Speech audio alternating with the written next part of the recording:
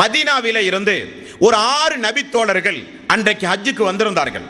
அவர்கள் கூடாரத்திலே இருந்து அல்லாஹ்வுடைய ரசூல் ஒவ்வொரு கூடாரமாக ஏறி ஏறி இறங்குவதை பார்த்து கொண்டே இருக்கிறார்கள். மக்கள் புறக்கணிக்கிறார்கள், அல்லாஹ்வுடைய ரசூலை ஏசுகிறார்கள், பேசுகிறார்கள்.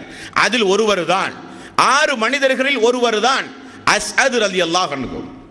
அல்லாஹ்வுடைய தூதருடைய வாழ்க்கை வரலாற்றில் முதலில் ஜும்மா நடத்திய ஒரு நபித்தோழர் அஸ்அத் ரலியல்லாஹு அன்ஹு. ரசூலுல்லாஹி ஸல்லல்லாஹு அலைஹி வஸல்லம் ஜும்மா நடத்துவதற்கு முன்னதாகவே நடத்திவிட்டார்.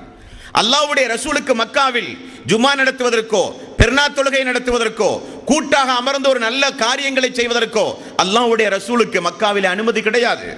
அந்த அளவுக்கு மோசமான சூழ்நிலை மக்காவில். ஆனால் இந்த மதீனாவில், இந்த மினாவில் அந்த 6 தோழர்கள் அஸ்அதுடைய தலைமையிலே வந்திருந்தார்கள். நாம் அவரை அழைத்து என்னவென்று கேட்போமே, ஏன் மக்கள் எல்லாம் புறக்கணிக்கிறார்கள் என்று சொன்ன பொழுது ரசூலுல்லாஹி ஸல்லல்லாஹு அலைஹி வஸல்லம் அவர்கள் அழைக்கப்பட்டார். அமருங்கள், நீங்கள் யார், எங்கிருந்து வந்தீர்கள்? நான் அல்லாஹ்வுடைய ரசூல். அப்படியா? அந்த அல்லாஹ் உங்களுக்கு எதை கொடுத்து உங்களை அனுப்பினான்? எனக்கு வேதத்தை தந்து அல்லாஹ் அனுப்பினான். அந்த வேதத்தினுடைய செய்திகள் என்ன? ரசூலுல்லாஹி ஸல்லல்லாஹு அலைஹி வஸல்லம் உருவ வழிபாடு கூடாது, ஏகத்துவம் மட்டும்தான் வேண்டும், அடிமையிடத்திலே நீதமாக நடக்க வேண்டும், பெண் குழந்தைகளை கொல்லுவது கூடாது, மதுபானம் ஹராம், விபச்சாரம் கூடாது, எல்லாம் சொன்னார்கள். 6 பேரும் தாமதம் இல்லாமல் உடனே இஸ்லாத்தை ஏற்றுக்கொண்டார்கள். இந்த 6 சஹாபாக்கள் மதீனாவுக்கு சரித்திரம் எழுதிய சஹாபாக்கள். இந்த 6 பேரும் மதீனாவுக்கு சென்றால் வெறுமனே இருக்கவில்லை.